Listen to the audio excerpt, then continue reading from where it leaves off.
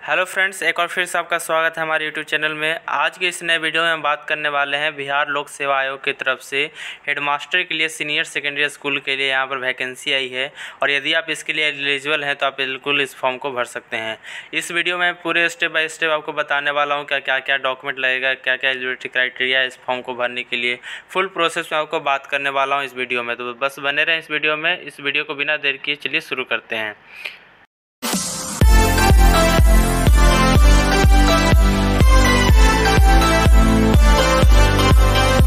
तो सबसे पहले आपको इसके ऑफिशियल वेबसाइट पर आ जाना है, जिसका लिंक आपको डिस्क्रिप्शन बॉक्स में दे दूंगा। यहाँ पर जैसा कि आप देख सकते हैं, यहाँ पर एक लॉगिन का सेक्शन है और एक यहाँ पर नीचे जाएंगे तो यहाँ पर एक अप्लाई ऑनलाइन का यहाँ पर सेक्शन दिया हुआ है, जिसके थ्रू आप यहाँ पर अप्लाई कर सकते हैं। यदि आपके पास मास्टर डिग्री है और यदि बीएड या बीएससी बीएड किए हुए हैं, यदि बीएड किए हुए हैं तो आप इस फॉर्म को बिल्कुल भर सकते हैं। इसके लिए सबसे पहले आपको यहाँ पर चले जाना है, यहाँ पर अप्लाई ऑनलाइन है, यहाँ पर अप्लाई ऑनलाइन कर सकते हैं।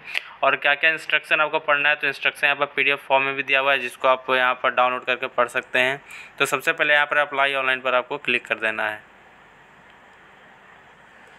क्लिक करने के बाद आप इसके रजिस्ट्रेशन फॉर्म में आ जाएंगे। यहाँ पर आप देख सकते हैं, यहाँ पर सबसे पहले फर्स्ट नेम यहाँ पर आपको डाल देना है, फर्स्ट नेम यहाँ पर डाल देना है। उसके बाद मिडिल नेम हो तो मिडिल नेम डाल देना है, उसका लास्ट नेम हो तो लास्ट नेम डाल देना है। उसके बाद यहाँ पर फादर्स नेम डाल देना है, यहाँ पर उसके नीचे फिर जाना है, यहाँ पर मदर्स नेम डाल देना है। उसके बाद यहाँ से आपको date of birth, day, month और ईयर में आपको डेट ऑफ बर्थ यहाँ पर सिलेक्ट कर लेना है। उसके बाद यहाँ पर मैरिटल स्टेटस बता देना है, मैरिड अनमैरिड क्या है आप उसके अनुसार बता देना है।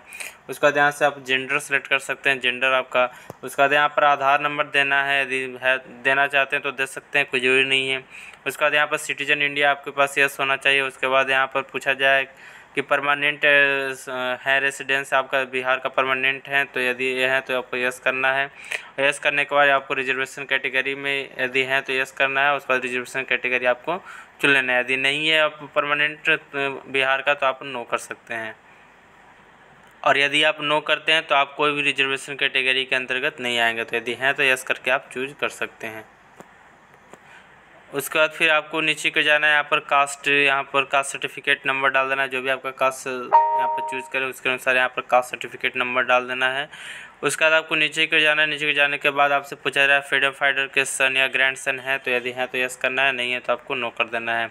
उसके बाद आप पीएच कैंडिडेट हैं, यदि हैं तो यस करना है और नहीं है तो आपको नो करना है। यदि यस करेंगे तो टाइप ऑफ आपको डिसेबिलिटी यहाँ पर चूज़ करना होगा, जो भी टाइप ऑफ डिसेबिलिटी उसको यहाँ पर चूज़ कर लेना है।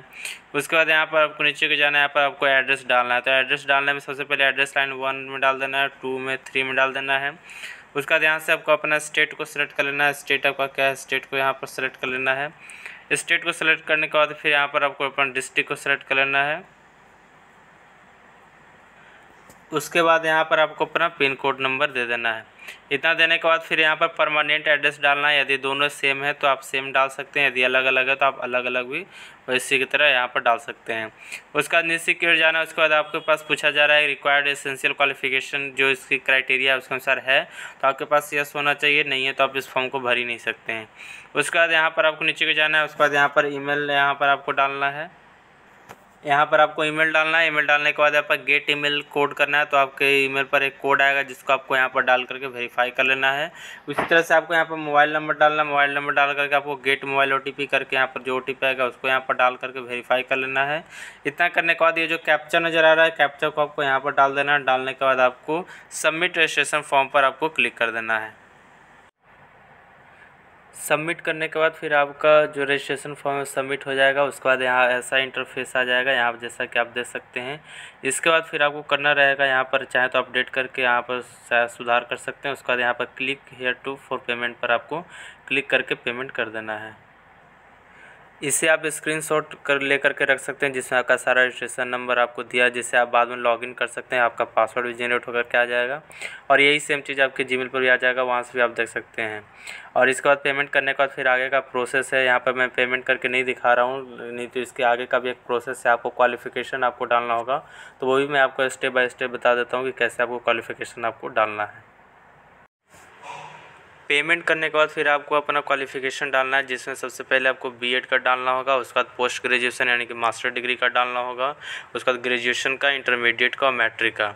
इसमें सबसे पहले आपको सब्जेक्ट का आपको डाल देना होगा, क्या क्या आपका सब्जेक्ट है। उसके बाद आपको पासिंग डेट डाल देना है, सेशन डाल देना होगा, इंस्टीट्यूट का नाम डाल देना होगा, उसके बाद यूनिवर्सिटी का आपको यहाँ पर नाम डाल देना होगा। इसके बाद आपसे पूछा जाएगा कि आप टीचर एबिलिटी टेस्ट यानी कि 2012 उसके बाद से आपने उसमें क्वालिफाई किए हैं, यदि नहीं है तो उसमें आपको यस करना होगा, क्वालिफाई आपको करना पड़ेगा। उसके बाद आपसे पूछा जाएगा टाइप्स ऑफ एक्सपीरियंस, उसमें 3-4 टाइप्स का एक्सपीरियंस आपको दिखाया जाएगा, जिसमें आपको चूज़ कर लेना है किसके अकॉर्डिंग आपको भरना है। इतना करने के बाद फिर आपको नीचे की ओर एक्सपीरियंस में सबसे पहले आपको डालना होगा वहाँ पर एक्सपीरियंस के बारे में, जिसमें आपको अपना पोस्ट डालना होगा, किस डिपार्टमेंट आपने काम किया, किस कॉलेज में या किस यूनिवर्सिटी में पढ़ाया उसको आपको डालना पड़ेगा। उसके बाद पीरियड ऑफ वर्क आपको डालना पड़ेगा, किस डेट से आपने शुरू किया था और किस डेट तक आपने पढ़ाया उसको आपको डाल देना होगा, डेट का कॉलम में आपको डाल देना है। इतना करने के बाद फिर आपको यहाँ पर कुल पीरियड आपको दिखा दिया जाएगा कितना आपने काम किया है। उसके बाद फिर आपको वर्किंग आप करेंट में आप कहाँ वर्क कर रहे हैं, किस स्टेट में कर रहे हैं, आपको स्टेट सेलेक्ट करना होगा। उसके बाद फिर आपको अपना डिस्ट्रिक्ट सेलेक्ट करना होगा कि किस डिस्ट्रिक्ट में भी आप काम कर रहे हैं, पढ़ा रहे हैं। वो इतना करने के बाद फिर आपको नेक्स्ट पर आपको क्लिक कर देना होगा। नेक्स्ट पर क्लिक करने के बाद फिर आपको अपना आइडेंटिफिकेशन मार्क डालना होगा। आइडेंटिफिकेशन मार्क डाल करके एनी अदर इन्फॉर्मेशन फिर आप अगर देना चाहते हैं तो उसका भी एक कॉलम आपको दिखाया जाएगा, जिसमें आप एनी अदर इन्फॉर्मेशन भी डाल सकते हैं। उसके बाद आपको अपना फ़ी दिखा दिया जाएगा, कितना आपने उसमें पेमेंट किया है। इतना करने के बाद फिर आपको फ़ोटो अपलोड करना होगा, जिसका साइज 25 KB के अंदर होना चाहिए, नीचे होना चाहिए। उसके बाद आपको सिग्नेचर डालना हिंदी और इंग्लिश में, जिसका साइज 15 KB के अंदर होना चाहिए। उसके बाद काफ़ी सारे डॉक्यूमेंट डालने होंगे, जिसका साइज 1 MB से अंदर होना चाहिए। जैसे मैं आपको बता देता हूँ, मैट्रिक का सर्टिफिकेट डालना होगा, बीएड का सर्टिफिकेट डालना होगा, ग्रेजुएशन का सर्टिफिकेट डालना होगा, मास्टर डिग्री का सर्टिफिकेट डालना होगा और कास्ट सर्टिफिकेट डालना होगा, डोमिसाइल डालना होगा। यदि आप एज रिलैक्सेशन लेना चाहते हैं तो उसका भी सर्टिफिकेट आपको डालना होगा। इतने सारे जो डॉक्यूमेंट आपके अनुसार हो डाल करके आपको सबमिट कर देना है। सबमिट करने के बाद आपका फॉर्म सबमिट हो जाएगा, जिसके बाद फिर आपको पुनः लॉगिन वाला इस सेक्शन में चले जाना है। उसमें आपको रजिस्ट्रेशन नंबर और पासवर्ड डाल करके लॉगिन कर लेना है, जिसमें आपको दिखा दिया जाएगा डाउनलोड PDF। उसके बाद आपको डाउनलोड कर लेना है आपको अपने फॉर्म को, जो भी आपने रिसिप्ट भरा है, जो फॉर्म भरे हैं उसको फॉर्म को आपको PDF फॉर्म में डाउनलोड कर लेना है। उसके बाद आप चाहे तो उसका प्रिंट आउट भी निकाल सकते हैं। तो इस तरह से स्टेप बाय स्टेप आप पूरे फॉर्म को भर सकते हैं।